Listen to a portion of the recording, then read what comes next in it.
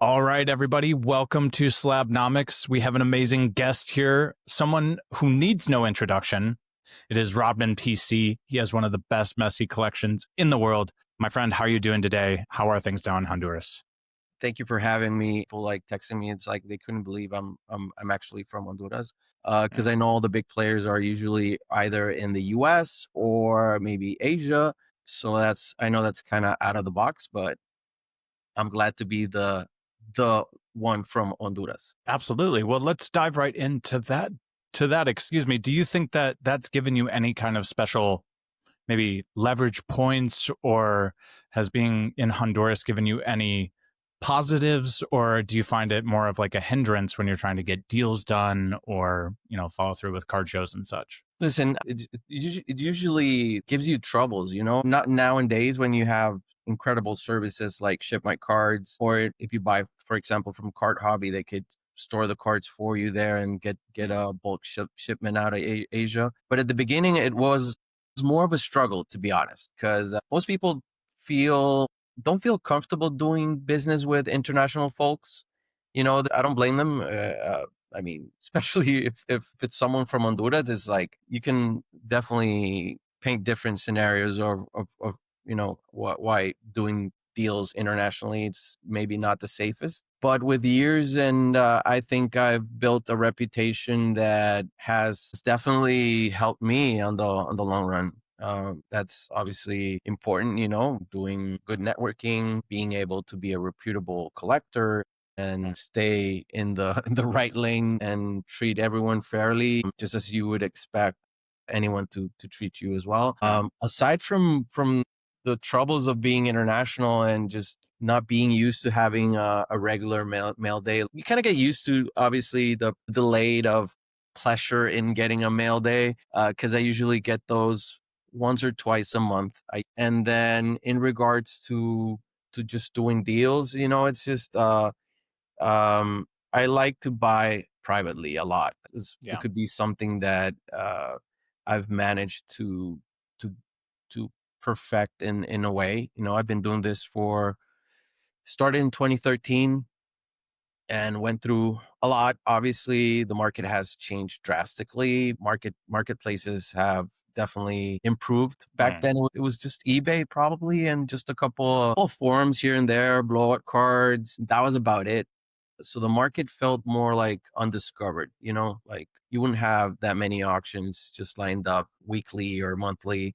But, I just kept doing what started working for me, and it was just building relationships. Well, I used to be big on Jordan. I figured and knew that building a community was important. So that's why I've always been community focused.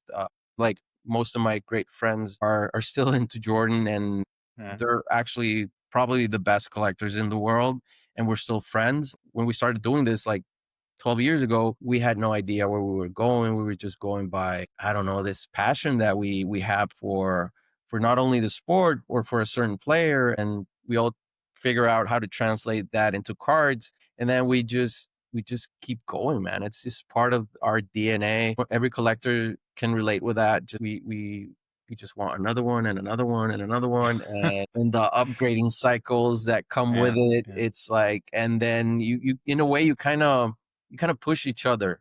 Mm. That's the beauty of this. We all push each other as collectors, as friends, and we kind of like build some inner momentum from other people's accomplishments.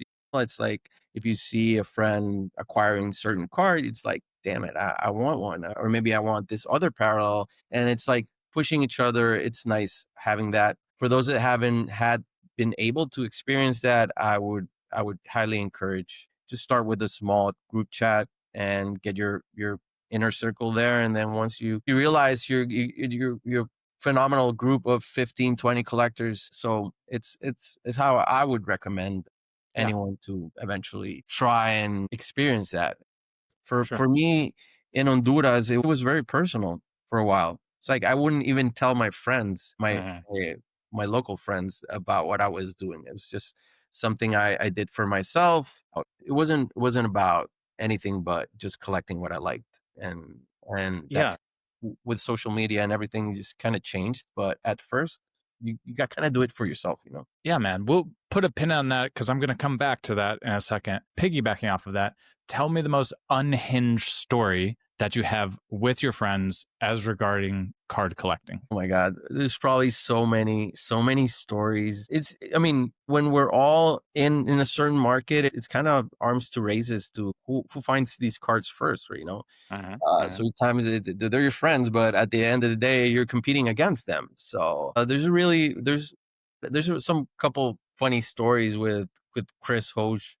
Um, Tell me a Hoj story. Hell yeah. I kind of learned a lot from him because we were for some time we were collecting very similar stuff. You know, we were just looking for cool 90s inserts in the highest grade possible. Back then, BGS was what everyone was chasing. PSA wasn't what it is today. So our thing was just try and collect 9.5s.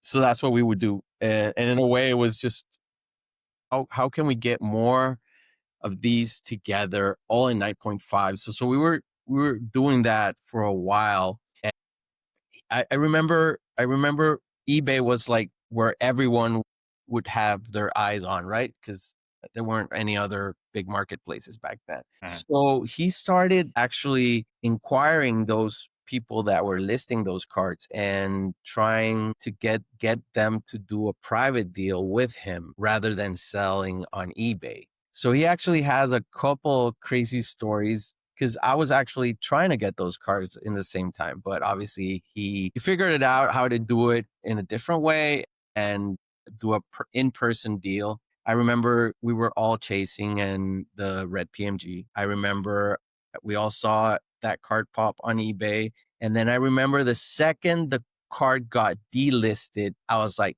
damn it, that's Chris. Like I just knew. And I remember I went to the group chat and I was like, Chris, damn it, I know that was you. And then he just came out with this crazy story where he met the guy that listed the card at a car dealer and he paid cash and he left with a card and the guy with the car. Like me being international, like I can't have any of those crazy stories, but it was funny that in a way I feel like I was part of that because it was just him and me like going at it, like trying to secure these cards privately before everyone else. Because he got his 98 rubies the same way. And I remember as soon as I saw that card got delisted from eBay, I was like, damn it, Chris, he got it too first.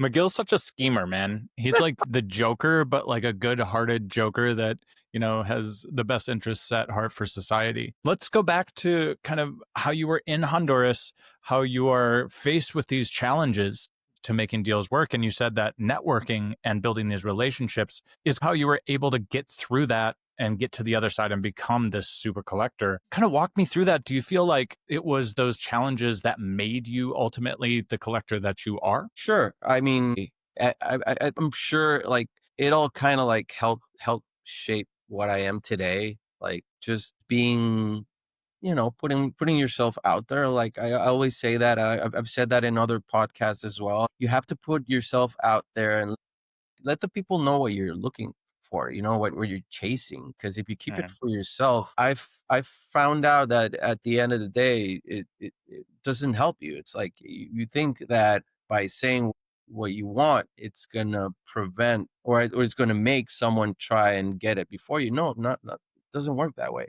Like I've had so many good experiences where I've let people know what I want and then they see that card and they probably can get it. So they're like, all right, I'll pass it on to Rodman because I know he's chasing that card. So that's one good experience I've had with being here. I went to my first cart show in 2018, was the national, and for years I was just the national exclusive. So I didn't have that much exposure to these cards that all of a sudden pop at shows because that's very common. It's like you find, especially now with soccer cards, it's like I've seen cards like big cards in a dealer's booth who only has football and has basketball, and they probably have no clue what they have in their case. And those opportunities, obviously, me being here, it's kind of hard. But I've had very good friends of mine actually pick up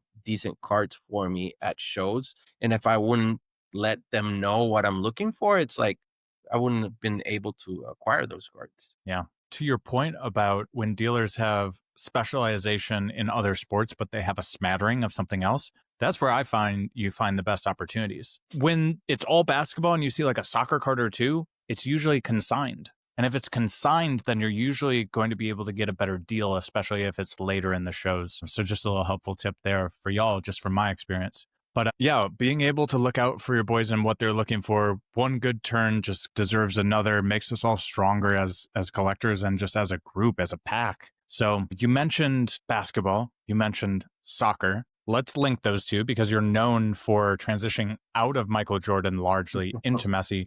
Give me the genesis of that concept, that idea. Tell me the story of how it happened. Yeah. I got a lot of shit for what I did back then, especially from obviously my MJ guys, because they couldn't relate, or they couldn't wrap their heads around it. You know, it happened like in I don't know, a year and a half or something. It wasn't a transition to just happen from one day to the other. It wasn't like that. It was just something that was progressive. It's like I tell everyone, it's like, I mean, I started in 2013. Like the market was like flat for good 4 or 5 years, probably. 2017, you kind of started the market changing a bit, and then COVID came, everything blew up.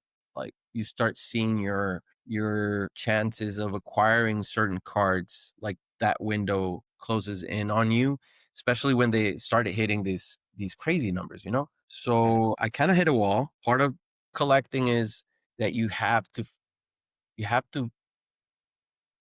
be able to progress in your goals or in your collection. It's like I always feel like I'm always reshaping my collection. Like I Yeah. turn these 2-3 cards into this one, and it's always constantly reshaping, trying to get it better, trying to get more unique cards, try to get more limited cards. And it's part of the art of just, you have like it's like a it's a it's a project, you know. It's like something you're constantly working on. So it's like, imagine if you're an artist and you're doing a paint. It's like you're constantly doing these changes to it to make it better. So I just hit a wall, to be honest.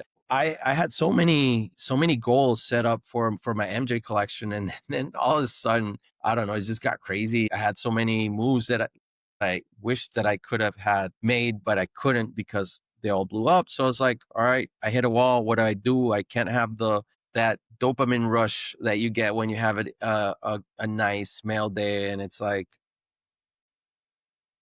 I just felt like I wasn't going anywhere. And for me, Messi has always been a big part of my life in a way, because I've been a huge Barcelona fan since I was a kid. I've never stopped watching football or soccer. I've always followed the team. I've been through Messi's career, all the ups and downs, just like I did with Jordan. Like I remember when I was a kid, just being a fan of Jordan. So I kind of like built that bridge in between those two. I feel the same passion for them. I see them as the respective goats of each.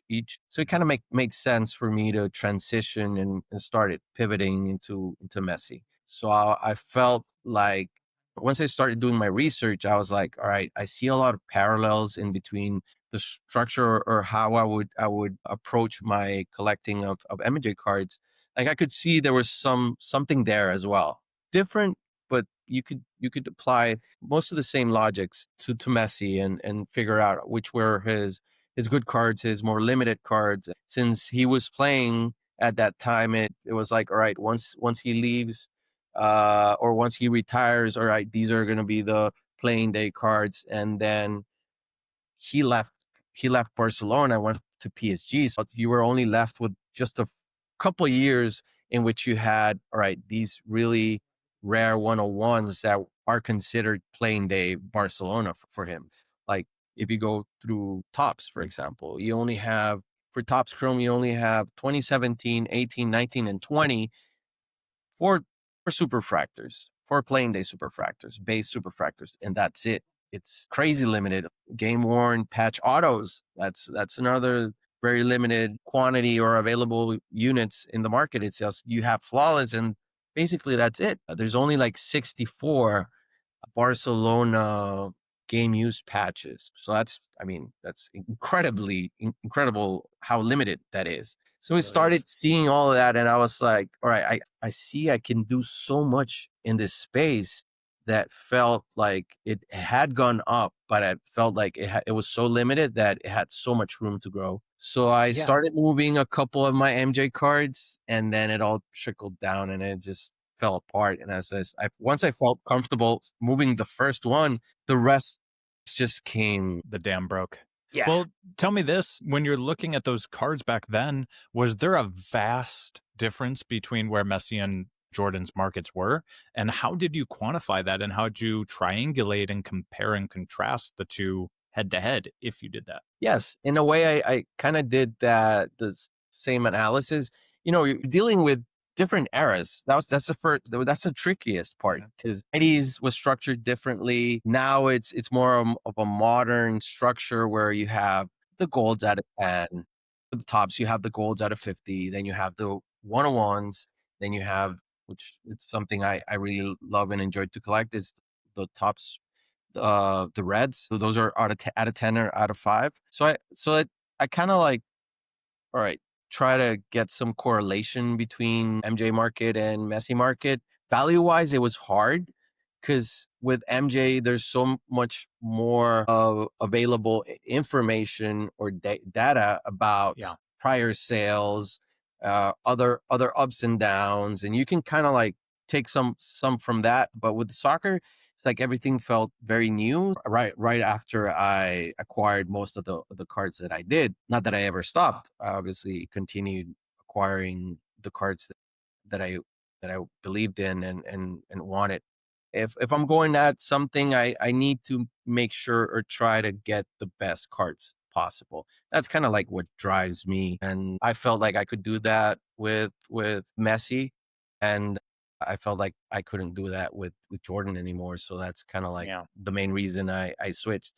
And for a lot of people that were collecting soccer back then, they had mixed opinions on what I was doing. Now that now that the market has drastically shifted and changed, like I've had a lot of those early day soccer collectors getting back to me and telling me like, "Wow, you were right." That always feels good, because I was one of the probably they saw me with I don't know suspicion or whatever. I don't know what's the right word. Like it's here comes this Jordan guy like trying to I don't know do whatever in the soccer market, and I just had a vision. I just believed in what I was doing, even when everyone was not necessarily thinking the same way as I did. And it feels kind of rewarding, to be honest, that it's finally there. And I honestly don't think we have even scratched the surface of what's possible with the soccer market. So I was going to ask you that very thing. So you mentioned that when you were getting into it, you said 2021, 2022 is kind of when you started shifting over. Yeah. When you started doing that, of course, you pointed to it being a very nascent market, very kind of wild west. The values aren't stabilized. There's no price discovery because nobody's selling things publicly. And there's all these rare cards that just never change hands. I look at it right now and I see the same thing. Now, do you think that's the case? You have much more perspective. You've been in the game way longer than I have. And I feel like you're echoing to me the same things that I was feeling and seeing. And I'm seeing the market rewarding the people that kind of had the cojones to step in and be like, guys, this is why the valuations are off, and just wait for the market to correct itself. Do you think we're in that kind of spike, or do you believe that this is just a run up and then a drop down? All right. I know a lot of people love to speculate on these topics. It's like if every time everything goes up, you have the crowd that starts talking about, no, it's manipulated. No, it's a bubble. No, it's usually the loudest guys in the room with eternal conspiracy theory are the ones that didn't get into the market at the right time, or didn't make, or at least maybe didn't buy the right stuff. Mm-hmm. I think with collectibles, we have to understand something. First of all, is this goes through cycles, and Absolutely. nothing goes up perpetually. I'm not saying we won't have a dip. I'm not saying certain cards will probably comp lower in a year or in 6 months, but that's part of the market. It's like nothing goes upwards perpetually, and we will see some type of, and usually those come when people holding certain type of cards feel comfortable selling. It's like, all right, once this, let's say we were talking about that Prism Blue, right? All Yeah, right, 10. that was a card that I knew it had transacted privately. You Very, did. yeah. Where had it sold? I heard 25. I had heard 25, and someone else said I had heard another deal for 30. So it's like I had an idea that this card was gonna perform really well at auction because it's a low pop. It's very limited. 6. 6. The blue is stunning. It's incredibly stunning. It's a color match. It's like It's gorgeous. it's gorgeous. And you had the gold outperforming at what, let's say probably $1 million now. I'm not even sure. Or even at 800 or 700, it's still like a lot. So it's obvious these cards are coming out. So I think it's more of us being comfortable where the market is heading. And I'm not saying you don't have to sell anything. If that's your end game, sell some stuff, be happy with making profit and everything. But with the Messi market in particular, I can tell you it's very limited. I don't see these people. They're going to run at and send their cards at auction just because the market is hot. I don't see that at all, especially with very selective cards like the Prism Golds, like let's say the Mega Cracks BSA 10s, the certain 101s like Prism 101s. Those, if they get transacted, they will probably get transacted privately. I don't see a way in anyone just sending it out at auction It's too expensive. or someone just dumping it in the market. I don't see it. One thing I've learned with collecting is you got to know who's holding certain cards because you kind of want to feel protected in a way.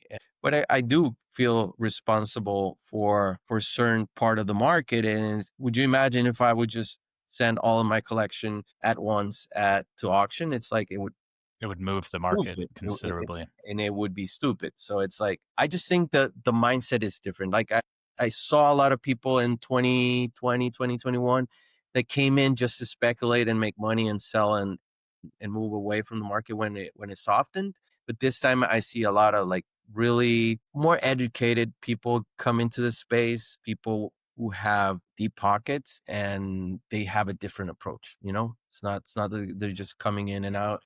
They're holding it more long term, and they look at it as a diversification of their portfolio. It's like Yeah. they're not here to speculate. Yeah. And I think that's one element that you have talked about in your content, and something I really strongly agree with is a diversification portfolio of alternative assets, if we use the mouthful there. I'm working on projects that compare Jordan cards versus Messi cards, compare different archetypes.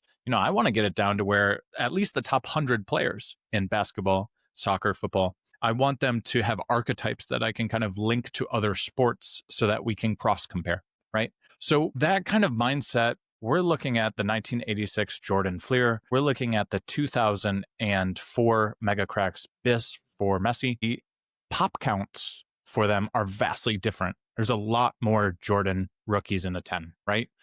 Do you believe that Messi's market will be stronger than Jordan's card market? What are your thoughts? All right. Well, you're spot on in regards to the incredible difference there is in populations between the Fleer and the Mega Cracks. I think the PSA 10, the Messi is barely like less than 10% of the population of the Jordan Fleer. So it's kind of hard to compare, especially with Jordan. I think it was printed while we called that the junk wax era, where everything was just produced in so high quantities. But I think with these two, it's like they're the biggest in their sport.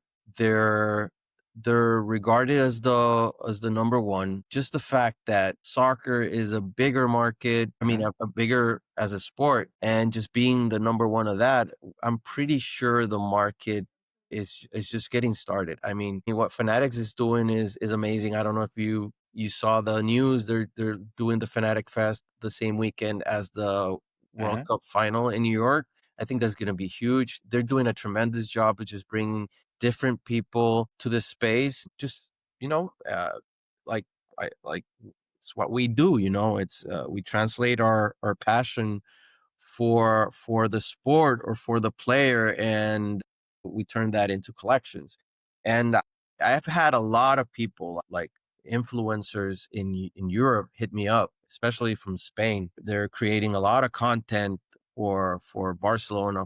They've been doing this, and they're huge, 1,000 followers on YouTube, and they want to start their collections. So that gives you an idea of what new people are coming in. It's like they've been a fan of the sport forever, and they're just trying to translate that into building their collections, and their social media is playing a big part in that as well. Yes. And definitely what Fanatics is doing is amazing. Just bringing in influencers. I saw recently, I Show Speed in some of his lives or something like that. He was with Brady, and they had some soccer cards and some Ronaldo rookie cards as well. So I just think we're just scratching the surface with soccer. It's so massive, and even with these Arab countries that are getting into soccer, Saudis and all that, they're trying to grow the sport. They're huge. This Fanatic Fest, the owner of the PSG was at the show. He's from Qatar, so that can give you, I don't know, different possibilities of what could happen. It's like, once, I'm not saying it's gonna happen, and I don't want to like mislead in any way, like, but it's a possibility. Some really rich dude from oil money or something like that enters the space and just take this to different levels. And there's another thing that we have to understand, and just be comfortable with the fact that there's always going to be someone with deeper pockets. Always a And bigger fish. yeah, exactly. It is what it is. And if we eventually get there, good for all of us that have believed in what we're doing. It's how big the sport is. And I think the World Cup, I know it's probably overused by now, the fact that everyone's using that the US is going to host the World Cup and that. But it's a reality. I mean, you're going to have a lot of soccer influence people in the US, and I think that's one of the main reasons the market has grown in the past couple of years, especially for soccer, that a lot of like very intelligent people that understand the space, that have deeper pockets, are getting in, and they're doing it the right way. They're not chasing silvers or PSA 10s like probably most people did back in the COVID boom. Now they're really finding the grails and securing them. Yeah. And my Slabnomics episode 19 that I just dropped this morning, so you can look that up, it talked about the soccer card market and the reasons why it has gone up. And I pointed to a lot of things that Rodman was just speaking about. And the World Cup is a big one.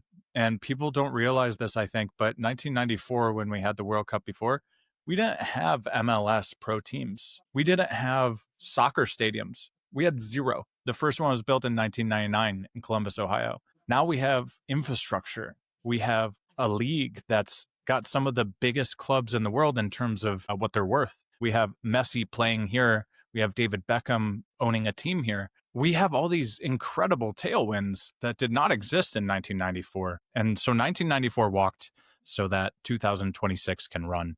And it's going to run, right? The soccer card market is up 85% over the past year. That is over Card Ladder 50, which is their hand-picked basket of 50 cards that represent the market, which is at 27%.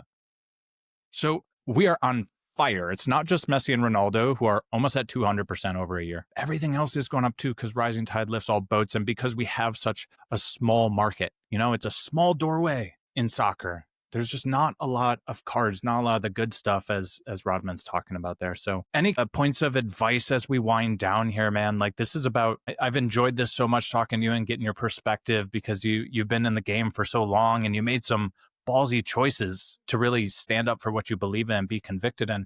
give the people something that they can kind of be guided by in making their decisions going forward? Sometimes it's hard. I've been through ups and downs. I personally prefer a bear market, to be honest, because it's easier to navigate, especially if you believe in something, or you see something in the market, or you see some arbitrage there that's not adding up, and you're like, all right, I see it. I see something here. It's like usually it's easier to navigate that way. But when the market's like this, it's hard because now everyone's overthinking what their cards are worth. It's like it's not easy to get a deal done. But at the end, you have to use the same type of conviction you have in either market to operate and eventually get those deals done. So I'm a true believer in the consolidation process, just turning 10, 15 slabs into one or even more. I've seen people, turn 50 slabs into a really nice grail, So I would encourage anyone to eventually go that route, because at the end, if for some reason the market softens, it's like, there's certain cars that are going to come down, especially those with higher populations, especially those that are higher numbered. So try and get what you can while you can, or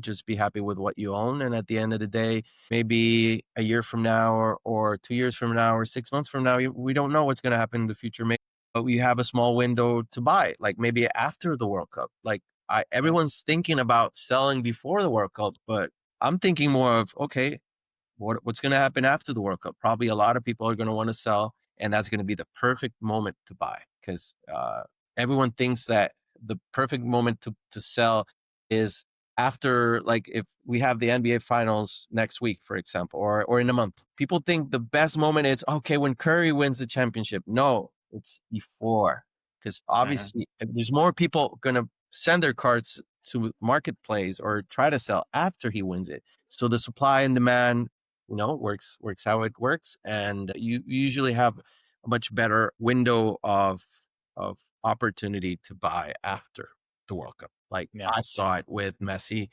like before the World Cup, like everyone was obviously was trying to buy, and some people just bought thinking that, okay, once Messi wins, I'm going to want to sell it. And it actually happened the opposite way. A lot of his stuff dropped after he won the World Cup. So I that's the best I could, Yeah. Buy the rumor, sell the news, and know what you're hunting for. Knowing when to get in and when to get out, and learn the cycles. If you ask me, I'm pretty sure like all of the dealers that are right now shifting into NFL products, NBA products, are probably going to stop moving soccer inventory. And it's actually a perfect moment to buy, because I'm pretty sure, and listen when I'm telling you this, right after the Super Bowl, those dealers are going to start and try and move soccer, and then we will see another uptick. So we might have a buying window up till December or January to get certain cards that we'll see that uptick. After the Super Bowl, everyone's going to be thinking of the World Cup, and World Cup's in June. So everyone's going to try and start flipping and making deals on soccer.